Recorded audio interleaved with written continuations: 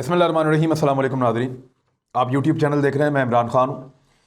PDM के हवाले से कुछ इम्पॉर्टेंट चीज़ें हैं। देखें, जलसा कामयाब कहें या नाकाम कहें, उसके बारे में आप कुछ भी कहते रहें। जिन्होंने जलसा किया वो उसको कामयाब कहेंगे और जिनके खिलाफ जलसा हुआ वो उसको नाकाम कहेंगे। लेकिन हमने देखना यह है कि दोनों तरफ के लोगों की ताकत क्या है और कमज़ोरी क्या है। यहाँ से आपको फ़ैसला करने में आसानी रहती है, आपको सही और गलत को पहचानने में आसानी रहती है, आपको मौक़िफ़ को समझने में थोड़ी सी आसानी रहती है। वैसे मैं आपको यह क्लियर कर दूं कि पाकिस्तान में आज तक किसी भी एक हुक्मरान की हुक्मरानी जलसे जुलूसों से नहीं गई, आज तक नहीं गए। बड़े बड़े लॉन्ग मार्च हुए, बड़े बड़े जलसे हुए, जुलूस हुए, मार धाड़ हुई, सब कुछ हुआ, लेकिन किसी की हुकूमत आज तक पाकिस्तान में जलसे या जुलूस की वजह से नहीं गई। कुछ वज़ीर-ए-आज़म जो हैं वो अपनी अंडरस्टैंडिंग के तहत चले गए, खुद ही उन्होंने छोड़ दिया, मुआहदे हो गए उनके। जिस तरह नवाज शरीफ साहब और इसाक डार साहब के दरमियान, गुलाम इसाक खान साहब के दरमियान एक मामला हो गया था, तब उस वक्त के आर्मी चीफ वहीद काकड़ साहब ने मामला रिजॉल्व करवा दिया था। इससे पहले भी हुआ था। चौधरी शुजात हुसैन साहब ने एक अंडरस्टैंडिंग के तहत वो आए और वज़ीर-ए-आज़म रहे चंद महीने और फिर छोड़ के चले गए। तो कुछ अंडरस्टैंडिंग के तहत गए, कुछ अदालती फ़ैसलों की वजह से गए। दो थे, एक मियाँ नवाज शरीफ साहब अदालती फ़ैसले की वजह से वज़ारत उज़्मा के ओहदे से हटे थे, और एक यूसुफ रज़ा गिलानी साहब अदालती फ़ैसले की वजह से हटे। कुछ जो हैं वो खुद मुस्ताफ़ी हो गए थे, एक आधा तहरीक अदम एतमाद के डर से खुद ही इस्तीफ़ा दे गया था, मुआख़ज़े के डर से मुशर्रफ साहब खुद छोड़ गए थे। कुछ की असम्बलियाँ तोड़ दी गई, जैसे बेनज़ीर भुट्टो साहिबा की 2 दफ़ा असम्बली तोड़ी गई और उसमें फ़ारूक लगारी साहब ने और गुलाम इसाक खान साहब ने तोड़ी थी। मार्शल लॉ के नतीजे में कुछ जो है 3 पाकिस्तान के वज़ीर-ए-आज़म मार्शल लॉ के नतीजे में गए, लेकिन कोई भी ऐसा नहीं था। एक वज़ीर-ए-आज़म ऐसा था पाकिस्तान का जिसने अवामी मुखालफत की वजह से, एक सरबराह था हुकूमत का सदर अयूब, जिन्होंने अवामी मुखालफत की वजह से खुद ही इस्तीफ़ा दे दिया था। हालात ऐसे बन गए थे कि उनके घर के अंदर भी वो नारों की आवाज़ें आ रही थी जो लोग लगा रहे थे, और इवन उनके घर के किसी बच्चे ने ऐसा नारा लगाया मुतनाज़ा, जिसके बाद जो हम सुनते आए हैं उन्होंने भी रिज़ाइन कर दिया था। तो अब ये इस तरह हुआ कि आज तक कोई भी जलसे और जुलूसों से वज़ीर-ए-आज़म घर नहीं भेजा जा सका। तो क्या इमरान खान साहब को जलसे और जुलूसों के नतीजे में घर भेजा जा सकेगा? ये एक बड़ा सवाल है। लेकिन इस सवाल के जवाब में हमें देखना पड़ेगा कि इमरान खान साहब की कमज़ोरियाँ क्या हैं और उनकी ताकत किन चीज़ों में है। अगर आप पिछले पाकिस्तान का 18-20 साल का रिकॉर्ड निकाल कर देखें तो हर हुकूमत ने अपनी मुद्दत पूरी की है, हुक्मरान अपनी मुद्दत पूरी नहीं कर पाए। वज़ीर-ए-आज़म बदलते रहे लेकिन हुकूमतों ने अपनी मुद्दतें पूरी की हैं। ये एक ट्रेंड आ गया है। मैं आपको 2002 से मिसाल दे देता हूँ। 2002 में मीर ज़फ़रुल्लाह खान जमाली, चौधरी शुजात हुसैन और शौकत अज़ीज़, ये तीनों वज़ीर-ए-आज़म रहे काफ लीग के, लेकिन उन्होंने अपने 5 साल पूरे किए। 2008 में पीपल्स पार्टी की हुकूमत आ गई, यूसुफ रज़ा गिलानी और राजा परवेज़ अशरफ, इन दोनों ने मिलकर अपने 5 साल पूरे किए। फिर मुस्लिम लीग नून की हुकूमत 2013 में आ गई, नवाज शरीफ और शाहिद खाकान अब्बासी साहब, इन्होंने भी अपने 5 साल पूरे किए। अब पाकिस्तान तहरीक इंसाफ की हुकूमत है, इमरान खान साहब अपना टाइम गुजार रहे हैं। क्या इमरान खान साहब के बाद एक और वज़ीर-ए-आज़म बनेगा? ये बड़ा सवाल है। और जहां तक मेरी इंफॉर्मेशन है, मिड टर्म इलेक्शन तो नहीं होने जा रहे और ना किसी को सूट करते हैं। ये अपोजिशन अगर इमरान खान को हटा भी दे तो मिड टर्म इलेक्शन की तरफ नहीं जाएगी, क्योंकि बहुत सारे एमपीएस दोबारा इलेक्शन नहीं लड़ना चाहते।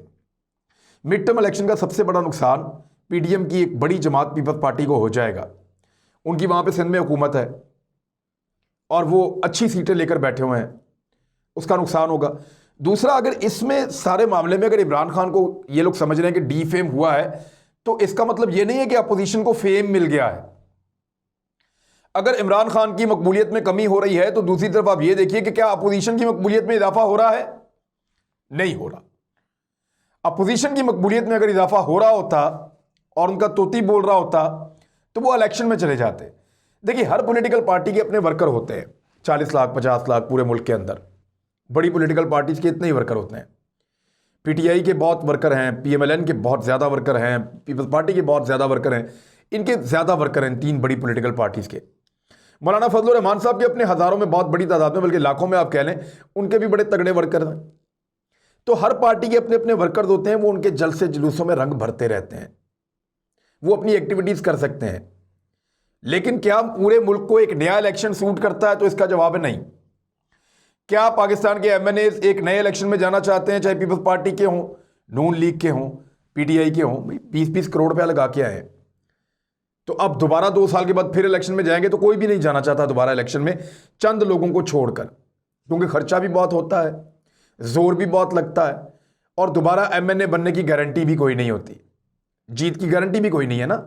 अभी तो आप जीत कर आए हुए हैं, तो जिन्होंने हटना है वो तो जीते हुए हैं, जो हारे हुए हैं वो तो चाहेंगे दोबारा इलेक्शन हो जाए, लेकिन जो जीते हुए हैं वो नहीं चाहेंगे कि दोबारा इलेक्शन हो।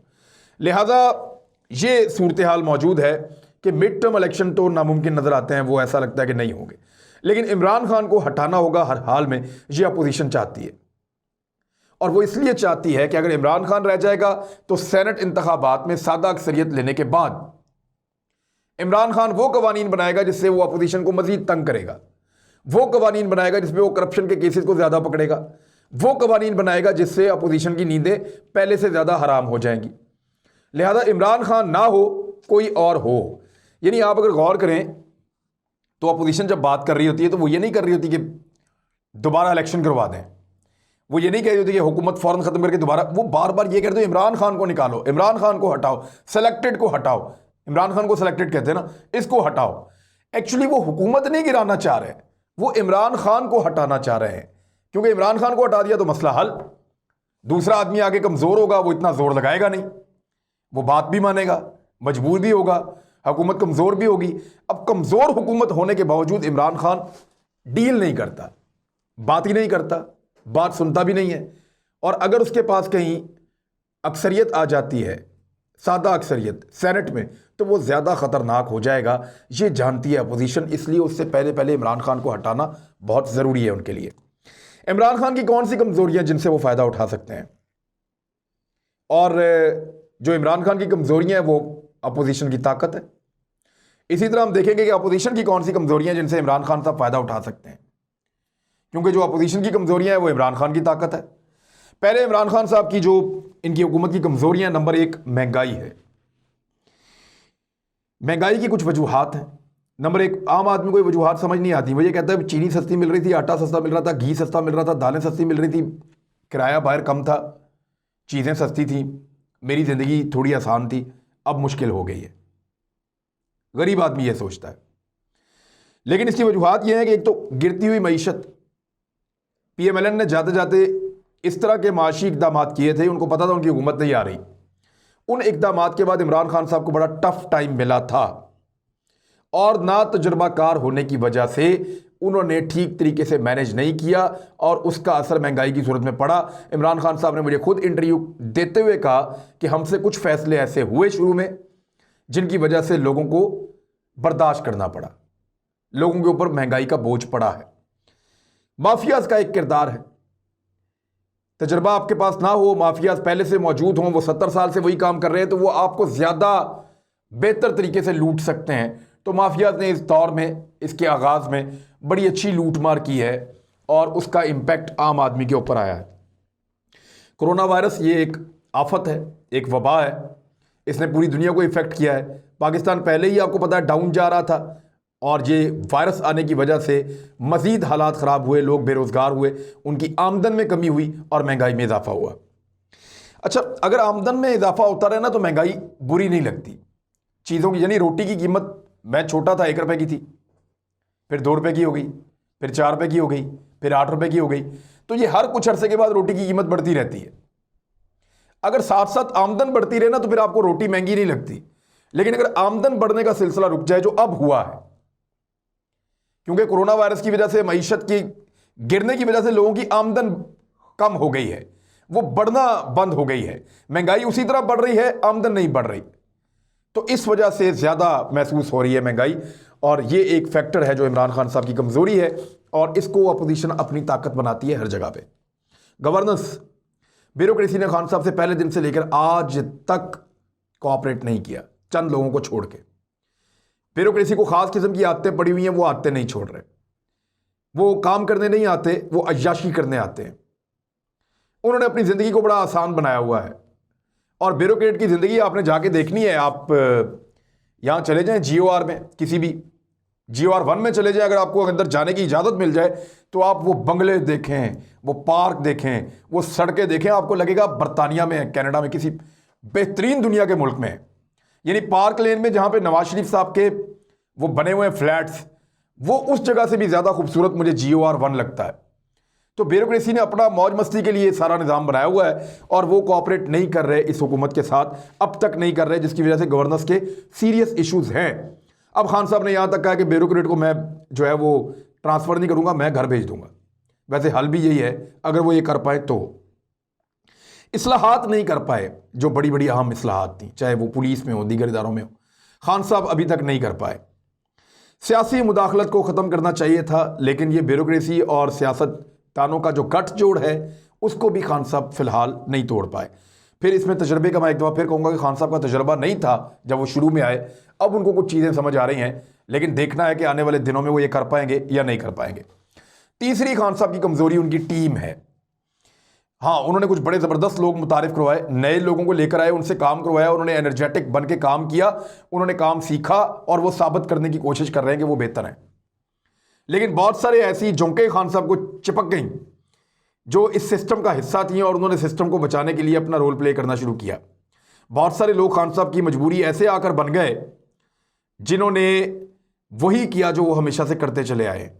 तो टीम के ऊपर खान साहब की हमेशा से उंगलियां उठती हैं। वो खुद भी कोई बहुत ज़्यादा मुतमईन नहीं रहते अपनी टीम से, लेकिन फिर भी उस टीम के साथ भी वो कुछ ना कुछ करते रहते हैं। कायद आज़म ने भी कहा था कि मेरी जेब में खोटे सिक्के हैं, लेकिन खोटे सिक्के आपको चलाने पड़ते हैं। देखना यह कि इमरान खान साहब चला पाएंगे या नहीं। ये तीन कमजोरियां, महंगाई, गवर्नेंस और बेहतर टीम ना बन पाना।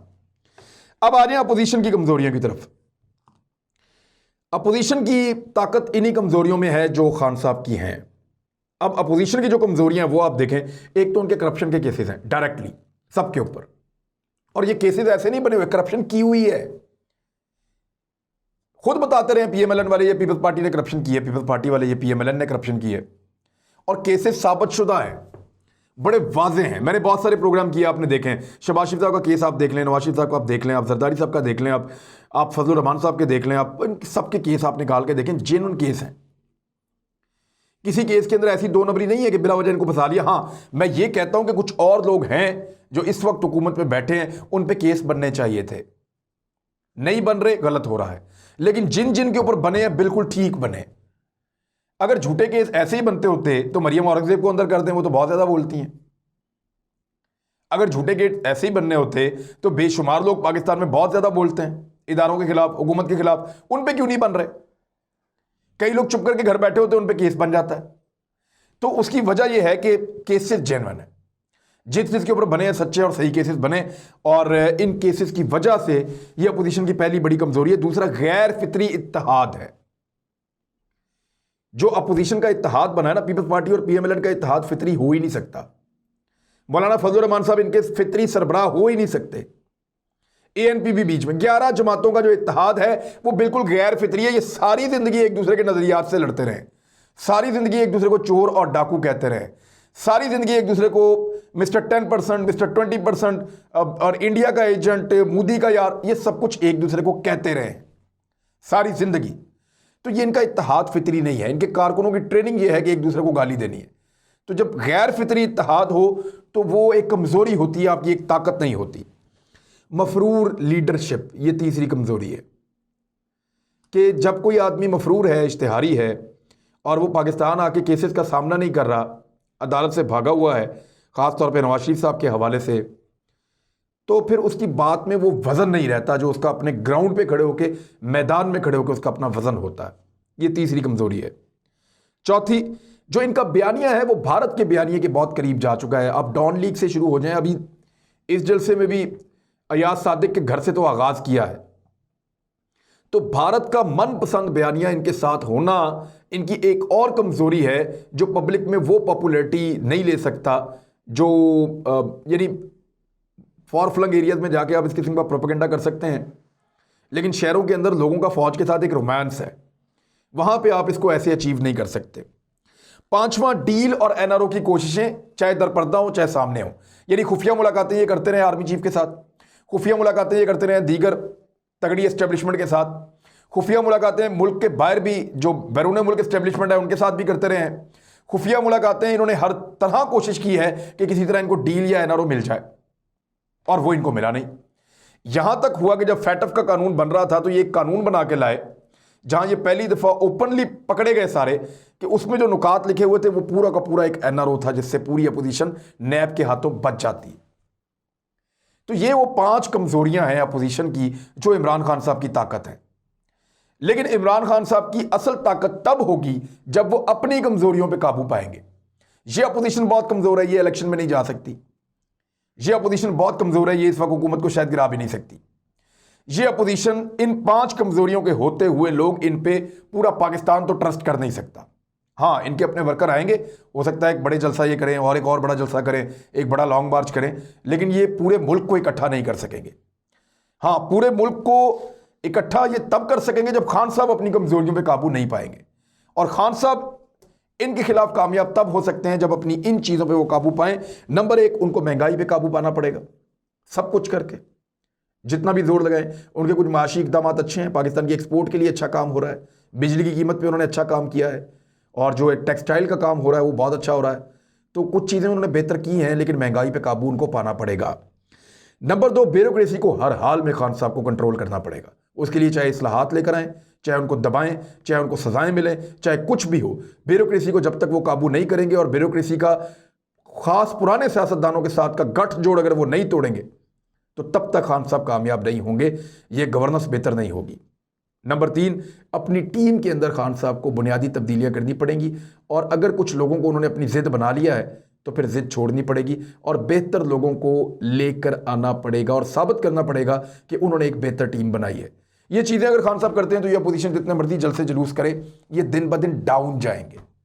लेकिन अगर खान साहब इन 3 चीज़ों के साथ अपने 5 साल मुकम्मल करते हैं तो उनके सियासी मुस्तकबिल को शक की नज़र से देखा जा सकता है कि शायद आइंदा वो चीज़ें वो अचीव ना कर पाएँ जो वो समझते थे कि वो कर पाएंगे। अपना ख्याल रखिएगा, अपने इस चैनल का भी। अल्लाह हाफ़िज़।